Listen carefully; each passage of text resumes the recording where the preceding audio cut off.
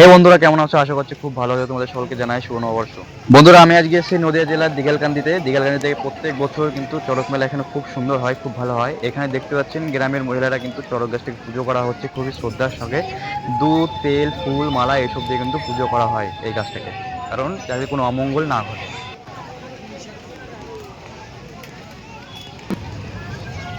Hello, hello,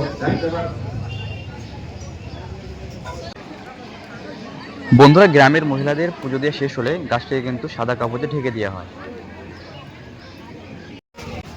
বন্ধুরা, গাছটি পুজো শেষ হয়ে গেলে ঠিক তার অপর সাইডে বাবা মহাদেব বাবার শিবলিঙ্গ আছে, যেখানে গ্রামের মহিলারা শিবলিঙ্গে দুধ দিয়ে তাকে স্নান করে তাকে পুজো দেওয়া হয়। বন্ধুরা, এখানে প্রত্যেক বছর হাজার হাজার মানুষ আছে মহাদেব বাবার কাছে তাদের মনস্কামনা নিয়ে আসে। আর সবাই জানে বাবা কাউকে খালি হাতে ফেরায় না, সবার মনস্কামনা কিন্তু বাবা পূরণ করে। এই জন্য লাখ লাখ মানুষ কিন্তু এখানে আসে। বন্ধুরা, আপনাদের যদি কোনো মনস্কামনা থেকে থাকে অবশ্যই আসুন বাবার কাছে এসে আপনাদের মনস্কামনা জানান। বাবা ঠিক অবশ্যই আপনাদের মনস্কামনা পূরণ করবে। বন্ধুরা, বাবা যাদের মনস্কামনা পূরণ করে তারা কিন্তু এখানে এসে ভক্তদের মাঝে প্রসাদ বিলিয়ে দেয়। দেখুন কিভাবে বিলিয়ে দিচ্ছে ভক্তদের মধ্যে প্রসাদ। আর ভক্তরাও কিন্তু খুব আনন্দ সহকারে কিন্তু প্রসাদগুলো গ্রহণ করছে। বন্ধুরা, আমার ভিডিও যারা প্রথমবার দেখছেন তাদেরকে সকলকে স্বাগত জানাই। আপনারা চ্যানেলটি সাবস্ক্রাইব করে অবশ্যই আমার সঙ্গে থাকুন। বন্ধুরা, দেখতে পাচ্ছেন এখানে মাটি খোঁড়া হচ্ছে। মাটি খোঁড়ার পরে কিন্তু বন্ধুরা এখানে চড়ক গাছটি পোতা হবে, সেজন্য কিন্তু মাটি খোঁড়া হচ্ছে এখানে।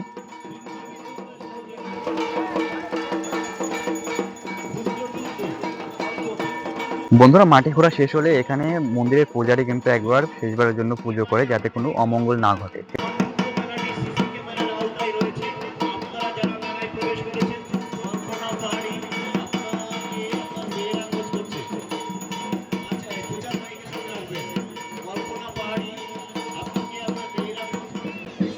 বন্ধুরা, প্রত্যেক বছর এখানে বাবার সামনে পাঠা বলি দেওয়া হয়। পাঠা বলি দেওয়ার আগে সেই জায়গাটা প্রথমে তেল দিয়ে ভালো করে মাখা হয়। তেল দেওয়ার পরে হাতে পাকা কলা নিয়ে ভালো করে ছেনে চটকে তাকে লাগানো হয়। এটা এখানকার নিয়ম। প্রত্যেক বছরে এই নিয়মে কিন্তু পুজো করা হয় এই জায়গাটা।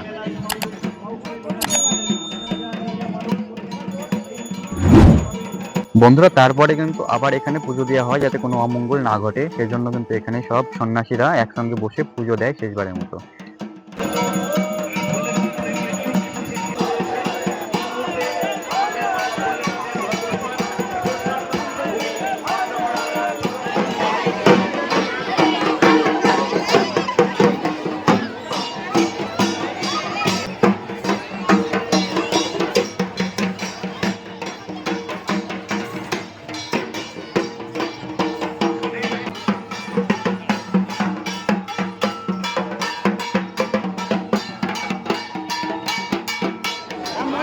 বন্ধুরা, আপনারা দেখতে পাচ্ছেন এখানে বাঁশ বাঁধা হচ্ছে, কারণ এই বাঁশটা বেঁধে কিন্তু খুব শক্ত না হলে ছিঁড়ে যাওয়ার একটা রিস্ক থাকে। এই জন্য কিন্তু গ্রামের লোকজন সব একসঙ্গে মিলে কিন্তু বাঁশগুলো শক্ত করে বাঁধছে, যাতে কোনো অঘটন না ঘটে।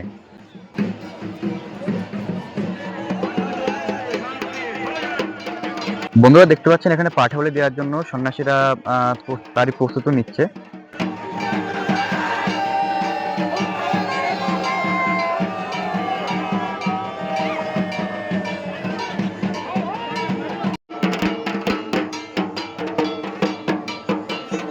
বন্ধুরা, পাঠা বলির পরে এখানে একটা বীভৎসজনক একটা দৃশ্য দেখা যায়, যেখানে ভরণ হাজরাদের খেলা শুরু হয়। অনেকে এগুলো দেখে পর ভয়ও পায়। বন্ধুরা, যাদের ছোট ছোট বাচ্চা আছে আপনারা কিন্তু তাদের এইসব খেলা দেখাবেন না। দেখতে পাচ্ছেন বন্ধুরা, এখানে হাজার হাজার মানুষ এসছে, কিন্তু সবাই কিন্তু এখানে মেলা দেখতে এসছে। আর এই একই দিনে প্রচুর ভিড় হয় এখানে।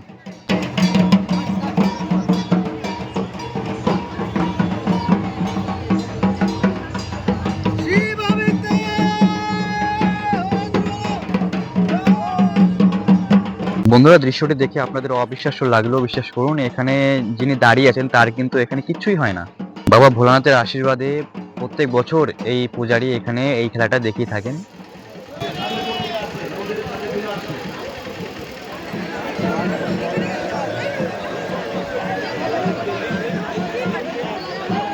বেলা গড়িয়ে সন্ধ্যা হওয়ার পর ঠিক ৬টার সময় গাছটাকে কিন্তু পোতা হয়। সেই পোতার কাজ চলছে, আপনারা দেখুন।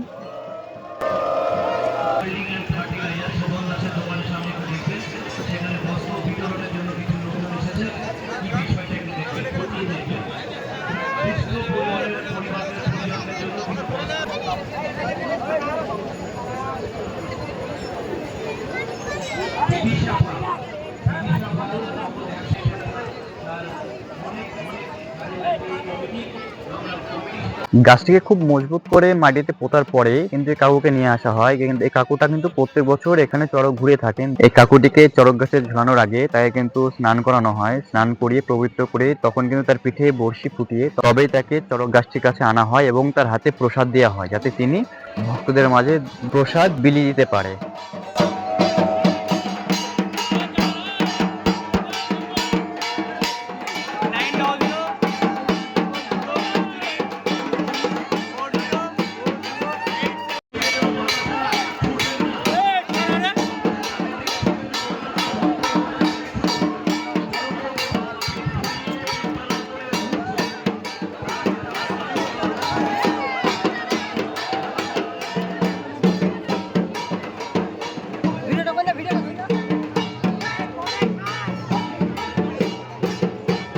বন্ধুরা, কাকুটার পরে তারপরে কিন্তু আরেকটা সন্ন্যাসী দাদা আসে। তিনি প্রথমে গাছটিকে প্রণাম করে যাতে তার কোনো অমঙ্গল না ঘটে।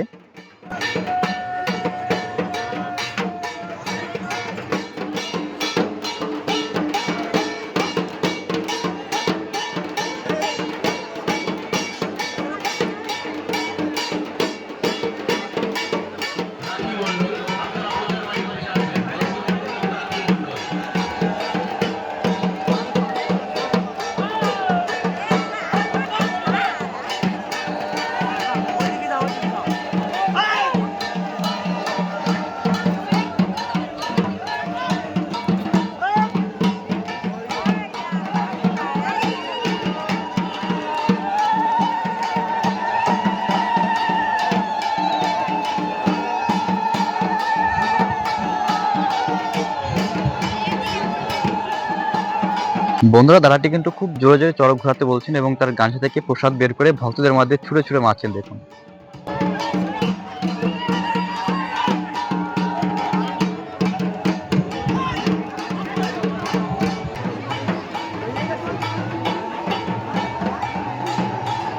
বন্ধুরা, দাদাটি কিন্তু খুবই সাহসী, যেভাবে ঘুরে ঘুরে দর্শকের মধ্যে কিন্তু প্রসাদ বিলিয়ে দিচ্ছেন। আশা করি ভগবান তাকে আশীর্বাদ করুন, তিনি ভালো থাকুন।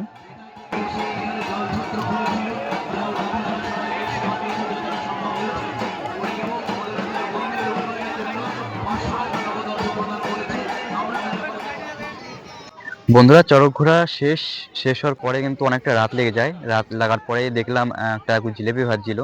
আর জিলেপি আমার খুব ভালো লাগে, ওই জন্য একটা কাকুকে তাড়াতাড়ি বললে জিলেপিটা আমি নিয়ে নিলাম, কারণ অনেকটা রাত হয়ে গেছিল। বন্ধুরা, যাওয়ার সময় একটা জিনিস দেখলাম যে একটা দাদা কিন্তু বাঁশ দিয়ে নানান ধরনের জিনিস বানাচ্ছে। সে কিগুলো বানাচ্ছে সেগুলো আপনাদের ভাবলাম একটু দেখিয়ে দিই। দেখুন, এগুলো খাবার ঢাকার জন্য, কিছু রাখার জন্য এখানে ফুলও বানিয়েছে।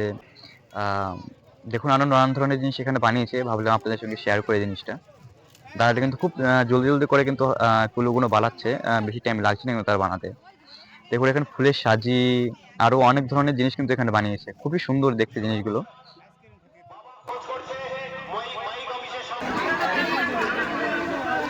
এটা কি তুমি বানিয়েছো নাকি? কতটা টাইম লাগে কাকা বানাতে এগুলো?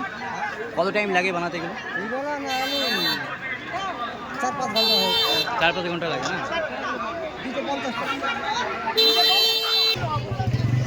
কাকা পাখা কত? পাখা 35 টাকা পিস। 35 টাকা পিস।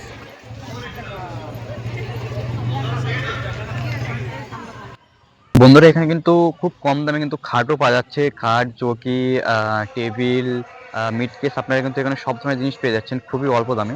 এখানে বক্স খাট মাত্র 18,000 টাকা থেকে শুরু আছে। দেখুন, আরো অনেক ধরনের জিনিস এখানে আছে, আপনার চাইলে এখান থেকে কিনতে পারেন। তো বন্ধুরা, ভালো থাকবেন, দেখা হচ্ছে অন্য একদিন অন্য কোনো ভিডিওতে। আজকের জন্য টাটা।